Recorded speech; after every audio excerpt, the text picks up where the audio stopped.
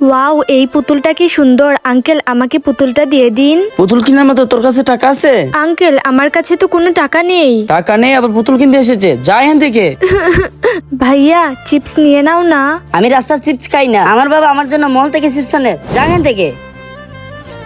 আপু, আমাকে দোকান থেকে পুতুল কিনে দাও না। আরে বোন, কোন পুতুল? আজ সকাল থেকে আমার একটা চিপসও বিক্রি করতে পারিনি। আপু, তুমি যদি আমাকে পুতুল না কিনে দাও তাহলে আমি তোমার সঙ্গে কথা বলবো না। বোন, তুই বাড়িতে যা, আমি তোর জন্য কিছু না কিছু করে পুতুল কিনে নিয়ে আসছি।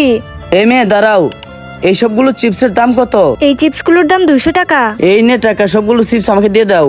ভাইয়া, আমার কাছে খুচরো টাকা নেই। কোনো সমস্যা নাই, সবগুলো চিপস আমাকে দিয়ে দাও, আর এই টাকাটা তুমি রেখে দাও। থ্যাংক ইউ ভাইয়া।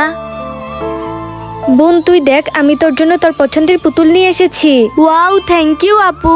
আপু, তুমি যদি আমাকে পুতুল না কিনে দাও তাহলে আমি তোমার সঙ্গে কথা বলবো না। কারা কারা এভাবে অসহায় মানুষদের পাশে দাঁড়ান একটা কমেন্ট করে বলে যাবেন।